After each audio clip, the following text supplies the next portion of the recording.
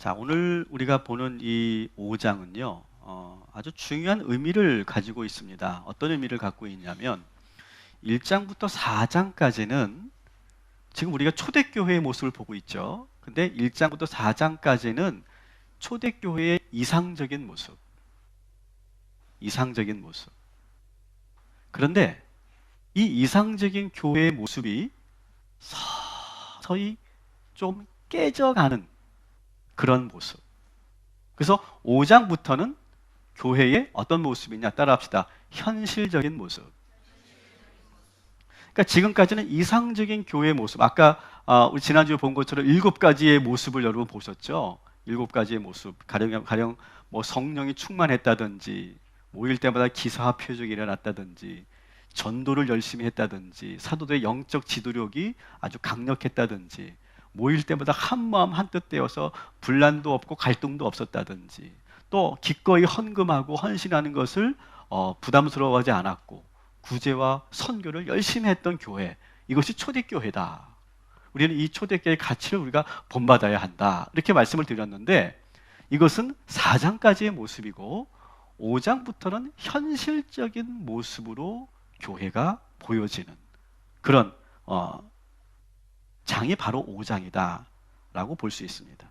그래서 초대교회는 우리가 생각할 때 너무 이상적으로만 보고 있는데, 초대교회는 어떤 곳이냐?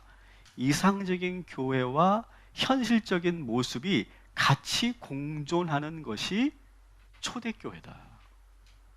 그러니까 우리가 초대교회 하면 너무 이상적으로 볼 필요 없다는 거예요.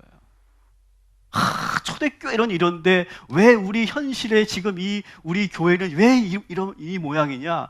우리 교회가 너무 잘못됐다. 이렇게 우리가 초대교회를 생각하지 그렇게 보는데, 초대교회는 원래 그런 모습이 아니라 이상적인 모습도 있었지만 현실적인 모습도 같이 공존하는 것이 초대교회다. 그래서 이 초대교회에 그렇게 강력했던 성령 충만의 역사가 있었고, 그 기라성 같은 12사도가 다 짓고 있는 교회이지 않았습니까? 그런데도 거기에 어떻게 합니까? 사탄이 침투하더라는 거예요.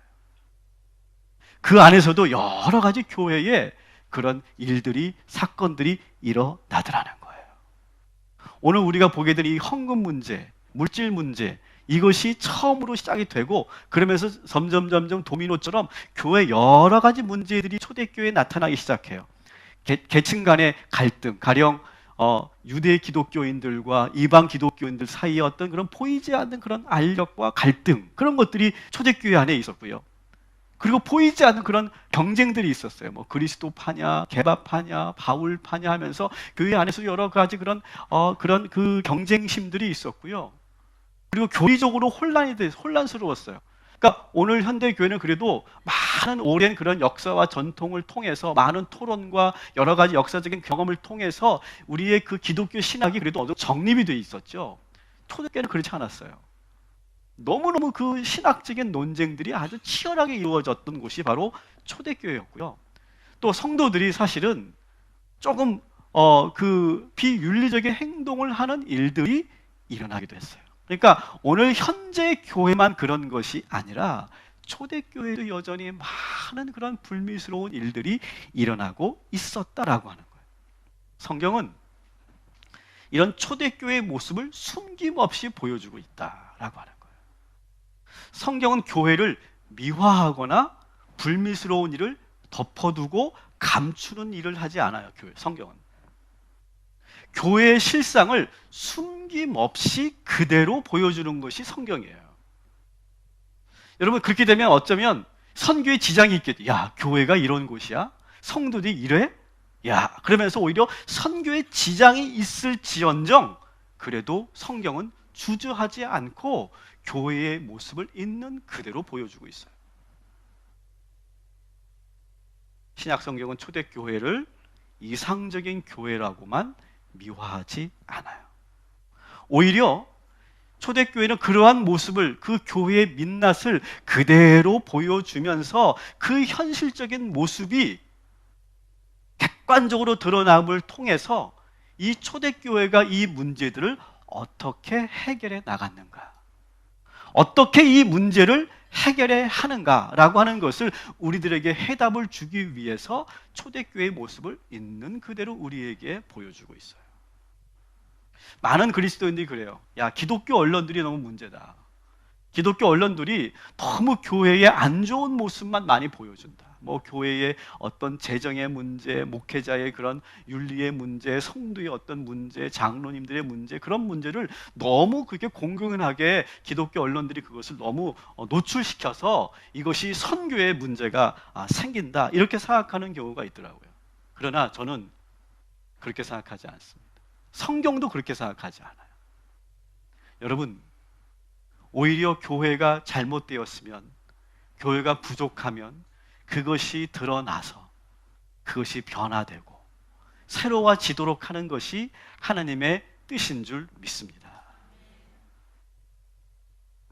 성경은 바로 초대교회의 그런 모습을 그대로 보여주고 있는 거예요. 오늘날 우리 현대교회도 두 가지 모습이 공존하고 있어요.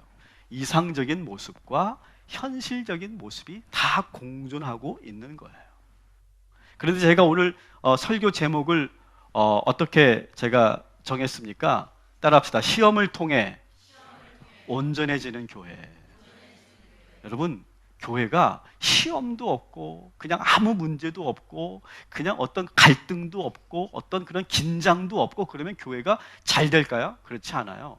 적절한 긴장과 적절한 내부적인 그러한 여러 가지 활발한 토론과 때로는 그런 갈등도 일어나지만 그것을 지혜롭게 해결해 나가고, 그러면서 그 안에서 우리가 기도하고 그러면 영적으로 위기의식을 가지면서 깨어 있으려고 하고, 그럴 때 이 교회는 더 온전해지고 더욱더 강해지는 줄 믿습니다. 오늘 그래서 초대교회, 이 신약성경, 이 사도행전에서 나오는 초대교회는 미워하지 않아요. 덮어두지 않아요. 그러면서 오늘 첫 번째, 이 초대교회의 첫 번째 시험, 첫 번째 현실적인 모습을 우리들에게 보여주고 있는데, 그 첫 번째가 무엇이냐? 바로 물질 문제였어요. 우리가 신앙생활을 하면서 가장 많이 무너지는, 넘어지는 부분이 바로 이 물질 문제예요. 아마 여러분들도 물질 문제 때문에 시험에 드신 그런 성도님들 많이 보셨을 것이고, 어쩌면 여러분들 가운데서도 신앙생활 하면서 물질 문제 때문에 시험 들었던 분들이 많이 있을 거예요. 이 물질 문제 하니까 제가 두 가지만 제가 꼭 우리 교회 성도들한테 말씀을 드릴게요. 여러분, 성도들 간에 돈 빌려주지 마시고 돈 꾸지 마십시오. 갑자기 조용해지죠? 네. 그런 일 있으면 안 됩니다. 그리고 성도님들 간에 투자하지 마시고, 그리고 죄송합니다, 동업도 하지 않았으면 좋겠어요. 제가 수많은 케이스를 봤어요. 제가 꿈의 교회 있었잖아요. 무려 몇 명? 25,000명. 25,000명의 그 성도들의 케이스를 제가 다 봤잖아요. 근데 이 물질 문제, 재물 문제로, 돈 문제로 결부가 되면 일어서기가 어렵더라고요. 그래서 여러분, 물질의 문제로 시험 들지 않게 되기를 주님의 이름으로 축복합니다. 근데 이 물질 문제가 또 거기에 오늘 말씀은 물질 문제에 더해서 헌금 문제가 결부된 사건이에요. 이렇게 되면요, 신앙이 있다고 생각했던 분들이 훅훅 넘어가는 걸 우리가 많이 보게 돼요. 지금 이 아나니아와 삽비라 부부가 지금 이 물질 문제, 헌금 문제로 넘어진 거예요. 이 아나니아 삽비라 부부가 다른 성도들처럼 큰 은혜를 받았죠. 분명합니다. 이 두 부부도 초대교회 성도들로서 성령의 그 역사하시는 그 오순절의 다락방에 모여 있었던 사람이고, 거기서 큰 은혜를 받습니다. 성령도 체험하고 충만해졌어요. 그때 바나바가 하나님께 이렇게 헌금을 드리고 자기의 소유를 팔아서 사도의 발 앞에 내려놓는 거, 우리 지난주에 여러분 기억하시죠? 근데 그 모습을 보면서 성도들이 같이 은혜를 받고 감동을 받으면서 서로가 줄지어서 서로가 헌금하고 그리고 작정을 했어요. 그때 아나니아와 삽비라의 마음도 그런 감동이 있었어요. 은혜가 있었어요. 그래서 우리도 이제 소유를 팔아서 하나님께 헌금을 해야 되겠다. 이렇게 생각을 하고 다 준비하고 팔았어요. 그리고 이제 그 헌금을 하려고 하는데 아나니의 마음에 잠깐 이런 생각이 들어와요. 야, 이 헌금을 다 하려니까 조금 아깝다. 아깝다는 생각이 들어요. 그러면서 나도 모르게 순식간에 헌금의 일부를 감추고 일부만 사도의 발 앞에 내려놨어요. 베드로는 이 사실을 직감하고 그리고 아나니아를 책망합니다. 그 책망을 들은 이 아나니아가 그 자리에서 엎드려져 혼이 나갔다. 오늘 이렇게 표현되고 있어요. 그리고 나서 3시간이 지났어요. 3시간이 지난 뒤에 남편의 상황을 모르던 그 아내 삽비라가 베드로 앞에 섰어요. 그때 이번에는 베드로가 모른 척하고 그녀에게 묻습니다. 아마 일부러 그랬던 것이라기보다 아마 삽비라는 몰랐을 거다 생각하고 아마 그렇게 질문했던 것 같아요. 여기 헌금이 당신이 드린 전부입니까? 이렇게 물었더니 이 삽비라가 네, 그렇습니다. 전부입니다. 이렇게 오히려 남편보다 더 적극적으로 거짓말을 해요. 사실 이 남편 아나니아는 감춘 것밖에 없거든요. 근데 이 아내 삽비라는 직접 거짓말까지 하고 있는 거예요. 결국 그녀도 남편과 같이 베드로의 발 앞에 엎드려져서 혼이 떠났다. 이렇게 소개되고 있어요. 여러분 참 무서운 이야기죠. 그죠? 작정했던 헌금 일부를 감추고 그 사실을 거짓말했다는 사실이 드러나는 순간 숨이 멎었다는 거예요. 여러분 이 부분이 우리들에게 참 많은 의문점을 우리 현대인들에게 갖게 합니다. 여러분 이 두 부부가 사망한 이유가 뭘까요? 사망한 이유가 뭘까? 자, 그러면 누가 이들을 죽게 했을까요? 누가? 대답 잘해야 되겠죠? 베드로가 저주해서 죽었을까요? 아니면 하나님이 심판했을까요? 여기서 의문점을 갖게 되는 몇 가지가 있다고 그랬죠? 과연 이 두 사람을 누가 죽게 했을까? 하나님이 심판하신 것일까? 베드로가 저주해서 죽은 것일까? 만일 하나님께서 그런 거라면 좀 무섭지 않아요, 여러분? 좀 무서워요. 오늘 11조 하시는 분들 10,000원 덜 넣으셨으면 지금 빨리 안 보일 때 살짝 빨리 넣으세요. 큰일 날 것 같아요. 만일 베드로가 이렇게 저주해서 죽었다면 이건 더 심각한 거예요. 만일 제가 이윤숙 권사님 11조 지금 제대로 하고 계시는 건 맞아요? 그렇게 했는데 예를 드는 거야. 네, 정확하게 못했어. 그래서 막 제가 저주를 했네? 근데 이윤숙 권사님이 쓰러졌어. 실제로 쓰러졌다고 생각해 보세요. 어떻게 해야 될까요? 저는 구속되는 거예요. 이거는 현대 교회에서는요 구속감이에요. 목회자 구속감이죠. 왜 구속돼야 될까요? 도주의 의료가 있고 증거인멸의 우려가 있기 때문에 저는 구속감이에요. 우리가 이 본문을 읽을 때 우리가 이 본문을 잘 해석해야 된다는 거예요.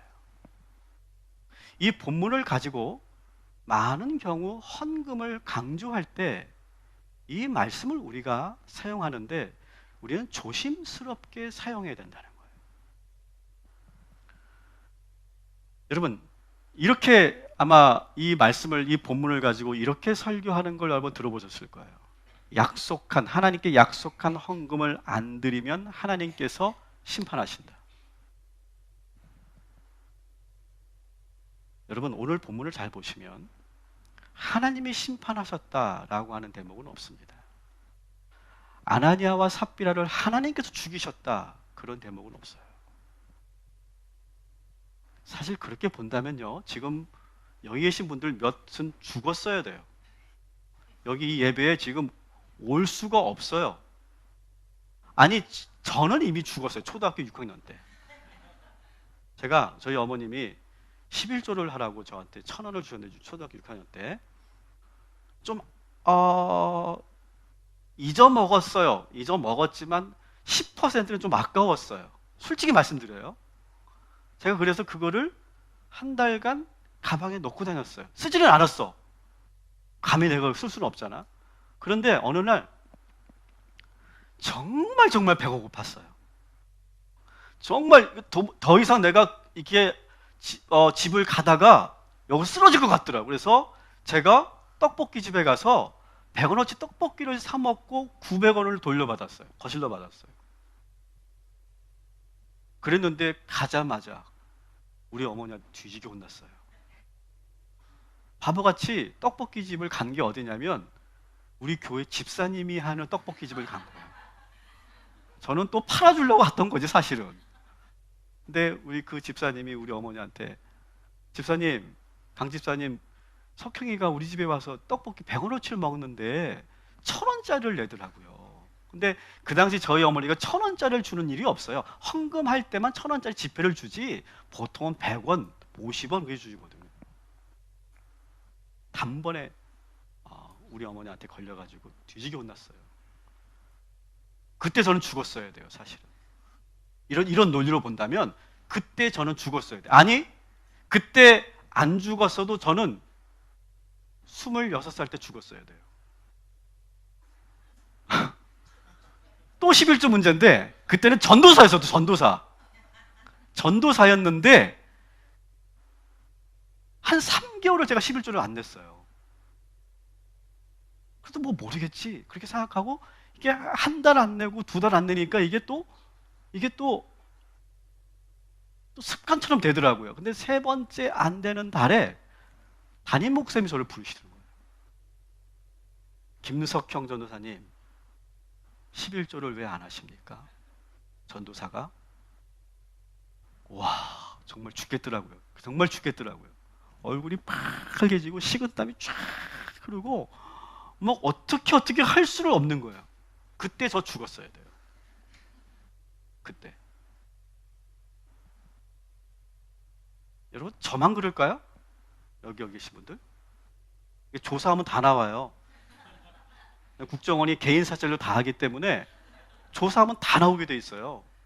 이미 우리는 죽었어야 돼요. 그때 이 말씀의 근거로 본다면. 이 말씀이 잘못 인용되면 헌금을 강조하면서 아주 무시무시한 말로 나갈 수 있어요. 실제로 어느 교회는, 따라합시다, 11조 안 하면 암에 걸린다.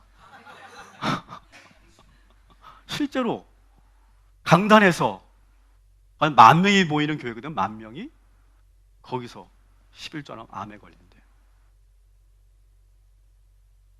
암이 없다가도 그 말 들으면 암에 걸릴 것 같아요. 여러분, 그런 교회 안 다니고 우리 동탄 꿈에게 다니신 걸 여러분 감사하게 여기시기 바랍니다. 억지로 제가 지금 아멘을 유도하는 것 같아요. 여러분, 그렇지 않아요. 헌금을 안 한다고 죽고 헌금을 11조를 안 한다고 암에 걸리면 이거는 신앙생활을 하는 것이 아니라 공포에 떠는 거예요. 공포심에 신앙생활 하는 것은 저는 바람직하지 않다고 생각해요. 오히려 이 말씀을 너무 지나치게 잘못 왜곡시키는 결과를 낳게 되는 거예요. 여러분, 오늘 이 말씀을 들으시면서 헌금에 대한 어떤 찔림이 있다면 그 찔림을 받으십시오. 그러나 너무 과도하게 공포감을 느끼면서까지 이 말씀을 인용하거나 그렇게 듣지 않기를 바랍니다. 두 번째, 이 말씀에서 또 잘못 인용될 수 있는 것은 이런 거예요. 주의 종의 마음을 불편하게 하면 안 된다. 주의 종이 저주를 내리면 그대로 된다. 이럴 때 이 말씀을 주로 사용합니다. 저는 그렇게 생각하지 않습니다. 하나님께서 주의 종들에게 그러한 과도한 권한을 줬다고 저는 믿지 않아요. 제가 당사자지만 하나님께서 저에게 그런 권한을 줬다고 저는 믿지 않아요. 어떤 여자 목사님이 성도들한테 담임 목사로서 이렇게 얘기했대요.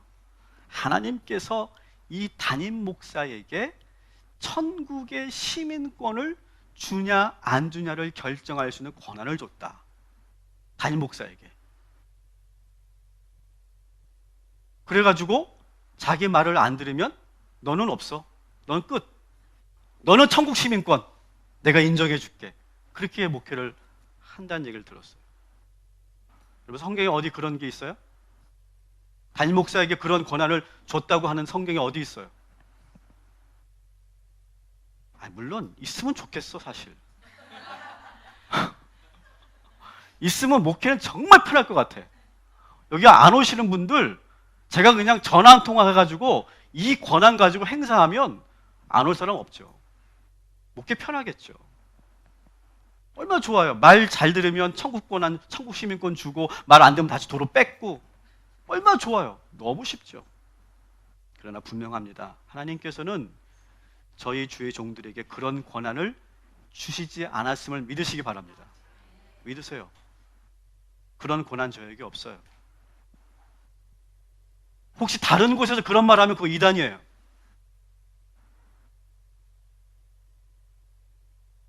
베드로 사도가 저주에서 이 두 부가 죽었다는 해석은 우리가 상당히 신중하게 해야 돼요. 베드로가 저주에서 죽게 되었다는 말은 오늘 말씀에 저는 어디에도 찾을 수가 없어요. 저주를 하거나 죽으라고 주문을 외운 곳이 없어요. 단 베드로는 분명히 뭘 했냐면 그 두 사람의 행동에 잘못되었음을 직고했어요. 직고가 뭡니까? 잘못된 행동을 직접적으로 그것을 가르쳐 주는 거예요. 분명히 그것을 지도해 주는 거예요. 그것이 직고예요. 우리 3절 4절 우리 한번 같이 읽겠습니다. 시작. 베드로가 이르되 아나니아야 어찌하여 사탄이 내 마음에 가득하여 내가 성령을 속이고 땅값 얼마를 감추었느냐. 땅이 그대로 있을 때에는 내 땅이 아니며 판 후에도 내 마음대로 할 수가 없더냐. 어찌하여 이 일을 내 마음에 두었느냐. 사람에게 거짓말한 것이 아니요 하나님께로다. 아멘. 자, 베드로가 아주 직고를 합니다. 근데 여러분, 이 말 때문에 죽었다? 이건 너무 오버예요. 이건 저주가 아니에요. 죽어라고 지금 주문을 외운 게 아니에요. 잘못된 것을 지적해 주는 거예요. 가르쳐 주는 거예요. 직고해 주는 거예요. 여러분, 베드로처럼 우리 주의 종들에게는 하나님께서 그런 권한을 주셨어요. 여러분들이 신앙생활을 할 때, 여러분들이 잘못 가고 있을 때, 집사님, 그렇게 하시면 안 돼요. 회개하셔야 돼요. 정직하십시오. 그렇게 지도해 줄 수는 있어요. 그런 권한은 분명히 우리에게 있어요. 그리고 그러한 직고를 받으셨으면 여러분들이 두려워할 줄도 알아야 돼요. 그 말이 조금은 서운하고 속상하고 아프더라도 그 말을 듣고 내가 막 쓰라림을 느끼면서도 내가 돌이켜야 돼요. 집사님, 주일 성수 하셔야 돼요. 주일날 다른 곳에 가지 마세요. 이렇게 직고를 했다고 하면 여러분, 제가 했다고 생각해 보세요. 그러면 어떻게 해야 돼요? 속으로, 목사님은 내 사정도 모르고, 나 진짜 오랜만에 지금 단풍 구경 가려고 하는데, 야, 어떻게 목사님은 저렇게 꽉 막힌 인간이냐? 여러분, 그렇게 생각하는 것이 아니라, 하나님이 나에게 직고하시는구나. 듣기는 불편하지만 내가 들어야 되겠구나. 그러면서 듣고 돌이키면 그것이 여러분들에게 은혜가 되고 약이 되는 줄 믿습니다. 그런 권한을 주셨어요. 저희들에게. 그렇지만 사도나 주의 종들이 사람을 죽일 권한은 주지 않았어요. 베드로가 지금 말했다고 지금 이 두 사람이 죽은 것이 아니다라고 하는 걸 제가 분명히 말씀드려요. 그래서 우리가 본문을 읽을 때 너무 오버해서 해석하는 경우가 참 많아요. 너무 왜곡되게 한쪽으로 치우쳐서 해석할 때가 많아요. 그래서 여러분, 본문을 볼 때는요, 팩트만 보는 훈련을 할 때가 상당히 중요해요. 너무 영적으로 들어간다고 막 하면서 성경 본문에 없는 내용을 자꾸 만들어서 그렇게 해석하는 경우, 그것이 신천지가 하는 거죠. 그래서 신천들은 뭐 영적으로 푼다고 하는데 여러분 팩트로 가지고 봐야 더 정확하게 볼 때가 더 많아요. 여러분 영해로 풀면 더 위험해질 때가 많아요. 잘 기억하세요. 비유로 푼다고 말하잖아요. 그거 위험해요. 알레고릭한 해석이거든요. 그거 위험한 거예요. 그래서 오히려 초대교회의 그런 알레고릭한 해석을 하는 사람들을 우리는 이단으로 우리는 정리했어요. 분명하게 여러분 기억하셔야 돼요. 그래서 영적으로 푼다, 뭐 비유로 푼다, 뭐 그런 알레고리적하게 푼다, 그런 식으로 성경을 보려고 하는 시도들을 여러분 누군가 들으면 그건 잘못된 것이다. 성경을 볼 때 뭘로 봐야 되느냐? 팩트로 보는 훈련이 필요해요. 팩트로. 그래서 오늘 제가 이 본문을 그대로 팩트 체크를 한번 해볼게요. 들어보셨죠? 팩트 체크. 자, 있는 그대로 4가지 팩트가 있어요. 첫 번째는 아나니아와 삽비라 부부가 헌금을 작정하였으나 온전히 드리지 않았다. 이게 첫 번째 팩트예요. 두 번째, 베드로는 그 사실을 알고 직고하여 두 사람의 잘못을 뉘우치게 했다. 이게 팩트예요. 세 번째, 이 말을 들은 두 사람은 모두 죽음을 맞이했다. 베드로가 죽였다가 아니라 이 말을 듣고 난 후에 죽게 되었다. 네 번째, 온 교회가 이 사건을 보고 두려워하였다. 이게 팩트예요. 너무 과도하게 해석하지 말자는 거예요. 자, 이 팩트를 가지고 우리가 하나님께서 우리에게 주시는 말씀이 무엇인가를 오늘 찾는 거예요. 자, 오늘 말씀에서 첫 번째 우리가 기억해야 될 하나님의 메시지는 뭐냐? 여러분, 교회에 찾아오는 시험을 여러분 잘 이겨나가시기를 주님의 이름으로 축원합니다. 아까도 말씀드렸죠. 지상교회 완벽하지 않아요. 초대교회라고 해도 완벽하지 않아요. 현실적인 모습을 그대로 가지고 있는 교회가 초대교회였어요. 지상교회예요. 언제든지 교회는 시험에 찾아올 수 있어요. 언제든지 교회는 여러 가지 어려움이 있을 수 있고 문제들이 있을 수 있어요. 초대교회, 이 예루살렘 교회도 첫 시험을 지금 맞은 거예요. 처음이지 계속 시험을 맞아요. 예루살렘 교회가. 그 밖에 초대교회들도 다 마찬가지예요. 그런데 문제는 이 시험을 성도들이 이겨나갔다는 거예요. 오히려 이 시험을 통해서 합심으로 기도하고 하나님이 주신 지혜를 통해 그 문제를 풀어가니까 교회가 더 견고해지고 건강해졌다는 거예요. 이제 우리 1년이 된 우리 동탄 꿈의 교회가 이제 앞으로 여러 시험을 만날 수 있습니다. 저 우리 대비해야 된다고 생각해요. 그 시험을 우리가 통해서 우리 교회가 더욱더 강건해지고 그리고 지혜로워지고 성숙해지고 성령의 능력이 넘치는 교회가 될 줄 믿습니다. 이걸 첫 번째 메시지로 저는 봤어요. 두 번째는 뭐냐? 생각으로 파고드는 마귀의 공격을 여러분 분별해야 돼요. 여러분, 이 상황은요, 아나니아가 죄를 짓고 그리고 삽비라가 거짓말하는 상황은요, 순간이에요. 순간. 아나니아가 내가 일단은 작정한다고 내가 말을 해놓고 일부러 내가 빼돌리고 헌금해야 되겠다, 그렇게 생각하지 않았어요. 처음에 바나바처럼 나도 똑같이 은혜를 받았으니까 나도 기꺼이 드려야 되겠다라고 생각하고 그리고 팔았어요. 밭을 팔아서 이제 그 돈을 받았는데 순간 그 돈을 보는 순간 생각이 흔들리기 시작한 거예요. 그러면서 마음속에 이건 좀 아깝다라는 생각이 들어요. 여러분, 마귀는요, 우리를 어떻게 공격하는 줄 아세요? 우리의 생각과 마음을 공격해요. 요한복음 13장 2절을 한번 같이 읽겠습니다. 시작. 마귀가 벌써 시몬의 아들 가룟 유다의 마음에 예수를 팔려는 생각을 넣었더라. 아멘. 뭘 넣었다고요? 생각을 넣어요. 생각을 넣어요. 지금도 사탄은요, 계속 우리에게 생각을 집어넣어요. 그래서 내가 좋은 마음, 은혜로운 마음, 감동의 마음을 가지고 내가 이렇게 해야지 라고 생각했는데 그 틈을 파고들어서 생각을 넣어요. 그래서 아깝다. 이렇게까지 할 필요가 있을까? 너무 피곤하다. 이거는 내가 너무 과한 것 같다. 그렇게 생각을 집어넣는 거예요. 여러분, 먼저 제가 부탁드립니다. 우리 교회에 오신 우리 모든 성도님들, 신앙생활 하면서 물질 문제, 헌금 문제로 시험 들지 않게 되기를 주님의 이름으로 축원합니다. 왜 현실적인 교회의 모습 첫 번째 사건을 이 헌금 문제로 두었을까? 그만큼 강력하기 때문에 그래요.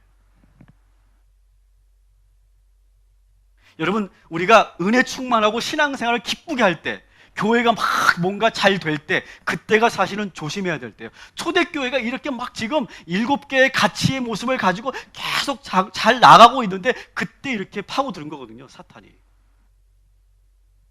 그때 들어오는 인간적인 생각, 부정적인 생각을 잘 분별해야 돼요.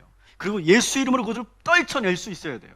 아나니아는 순간적으로 들어오는 그 아깝다라는 생각을 떨쳐내지 못해서 자기도 모르게 순간 죄를 지은 거예요. 삽비라도 처음부터 거짓말할 마음은 없었어요. 몰랐고 일단은 베드로에게 가서 이제 헌금한 것을 가지고 자기는 칭찬받을 줄 알고 갔는데, 베드로가 그렇게 물으니까 나도 모르게 엉겁결에 거짓말을 하게 된 거예요.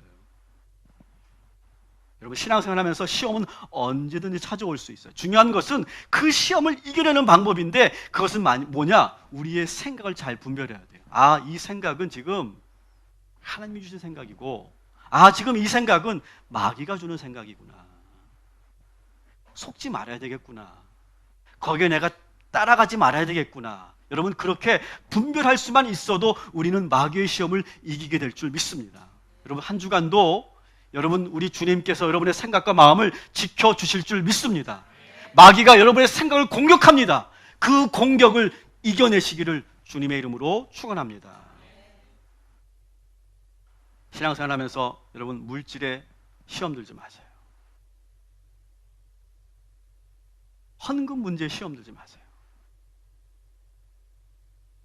여러분, 헌금은 우리가 왜 하느냐? 헌금은 내가 정말 내 마음속에 감사가 넘칠 때 하는 거예요. 감사가 넘칠 때. 그러니까 감사하는 마음이 크면 클수록 우리는 자연스럽게 하게 돼 있어요, 헌금은.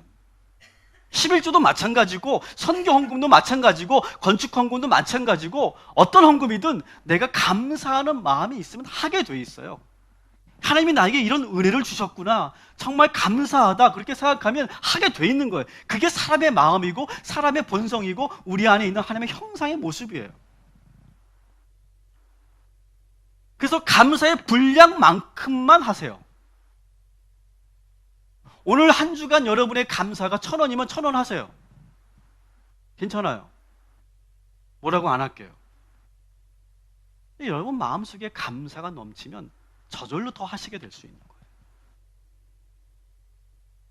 지금 문제는 이 아나니아와 삽비라의 문제는 뭐냐면, 자기의 믿음 분량보다 더 크게 하려고 했기 때문에 생긴 문제예요. 바나바를 보면서, 야, 저 바나바 집사도 저렇게 하는데 나도 해야지. 이거 내가 해야 베드로 사도도 날 보면서 인정해 줄 텐데, 야, 나도 좀 해야 되겠다, 조금. 그러니까 따라 하려고 하면 안 돼요. 옆 사람과 비교하면 안 돼요. 남과 비교하지 마시고 나의 믿음의 분량을 알고 그 감사의 마음으로 여러분 헌금할 때 하나님께서 기뻐 받으시고 여러분들도 기쁨이 있고 더 큰 은혜와 축복이 임하게 될 줄 믿습니다. 그래서 여러분 절대 헌금 문제에 시험 들지 마세요.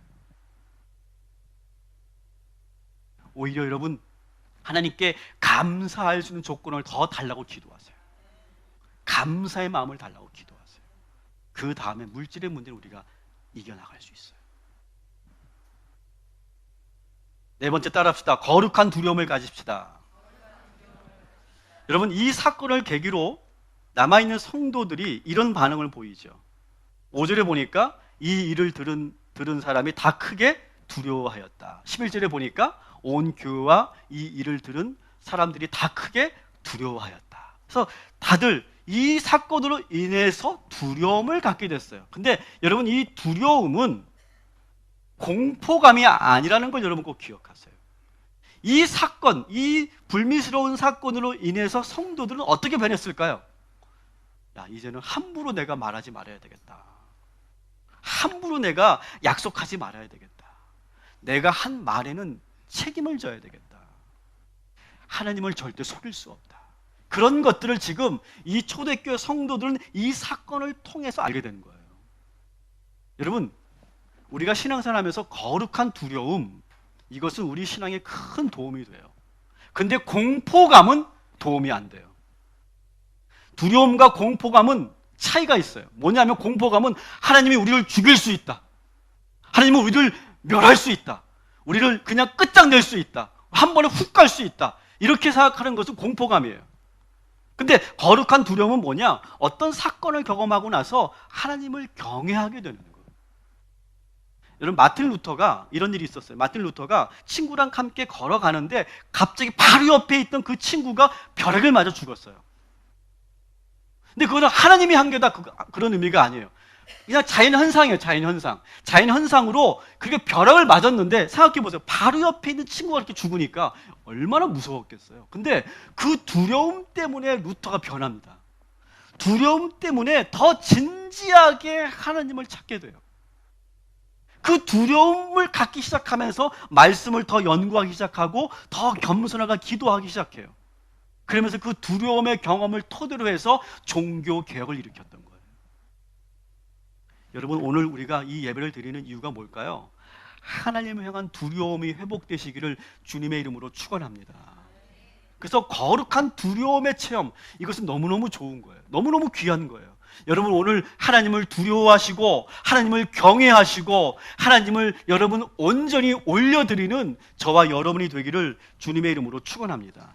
예배는 거룩함을 체험하고 그 거룩한 두려움을 체험하기 위한 것이 예배예요. 오늘 예배를 드리고 나서 하나님이 나와 함께하고 계시고 그 경외감을 가지고 한 주간 살 때 우리가 죄짓지 않고 죄의 유혹을 이기고 그리스도인으로서 승리하게 될 줄 믿습니다. 마지막으로 따라합시다. 배우자를 살아있게 해라. 여러분, 오늘 말씀에 보면 이 아나니아와 삽비라 부부 이야기는요, 아담과 하와 부부 이야기와 유사한 부분이 있어요. 신학자들은 실제로 그렇게 두 이야기를 비교를 합니다. 어떤 비슷한 점이 있습니까? 배우자의 잘못된 행동을 했을 때 나머지 배우자가 어떤 역할을 하느냐가 대단히 중요하다. 하와가 선악과를 따서 먹었어요. 그리고 남편에게 그것을 주었을 때 아담은 그녀의 행동 어떻게 했어야 돼요? 여보, 그건 잘못된 거지. 하나님께서 그것을 하지 말라고 하셨잖아. 지금 이미 딴 거니까 우리가 어떻게 할 수는 없지만 하나님께 고백합시다. 같이 기도합시다. 하나님께 드립시다.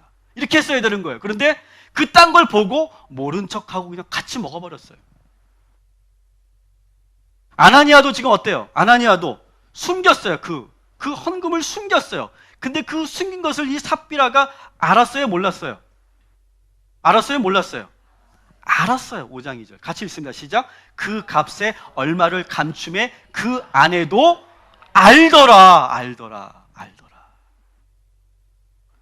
그리고 심지어는 알았을 뿐만 아니라 그 아내 삽비라 어떻게 합니까? 거짓말까지 했어요. 거짓말까지. 여러분, 하나님이 우리를 왜 부부로 부르신 줄 아세요? 서로를 성장시키라고 부부로 부르신 거예요. 서로가 서로를 올바른 길로 가도록 돕기 위해서 우리를 부부로 만나게 하신 거예요. 혼자일 때는 우리가 잘못된 선택과 판단을 할 수 있어. 근데 누군가가 날 지켜보고 있는 거야. 누군가 날 지켜보면서 올바른 선택을 할 수 있도록 이끌어주는 거예요. 만일 아담이 하와의 그 잘못된 행동에 제동을 걸어줬다면, 만일 아나니아가 그 헌금을 감추는 모습을 보고 삽비라가 그건 잘못된 것이라고 말해만 주었다면 이러한 상황은 일어나지 않았을 거예요. 여러분, 우리 부부는 때로는 서로 동조하고 함께하는 것도 필요하지만 때로는 배우자를 올바르게 인도할 책임이 있다는 사실을 기억하시기 바랍니다. 그래서 여러분, 그 부부는 그런 관계여야 돼요. 우리 청년들도 잘 기억하세요. 좋은 배우자 만나는 것은요, 내가 원하는 거, 내가 하고 싶은 거 다 해주는 그런 게 사랑이 아니에요. 오히려 잘못됐어, 우리 고쳐나가자, 우리 노력하자, 그렇게 얘기해 주는 거. 그게 아주 잔소리처럼 들리고 듣기 싫처럼 들릴 때가 있지만 그것이 나를 계속 붙잡아주는 역할이 되는 거예요. 힘이 되는 거예요. 삽비라가 아나니아에게 제대로만 말해줬더라도 이런 일은 일어나지 않았어요. 여러분, 좋은 일에는 우리 부부가 모두 함께 하시기 바랍니다. 그러나 잘못된 일에는 브레이크를 걸어주고 하나님의 말씀을 직구할 수 있는 그런 배우자들 되시기를 주님의 이름으로 축원합니다. 하나님께서 우리 부부들을 건강하고 신실하게 성장시켜 주실 줄 믿습니다.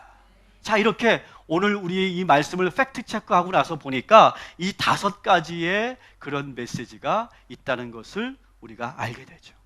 한번 읽어봅시다. 정리하는 마음으로 시작. 교회에 찾아오는 시험을 잘 이겨나갑시다.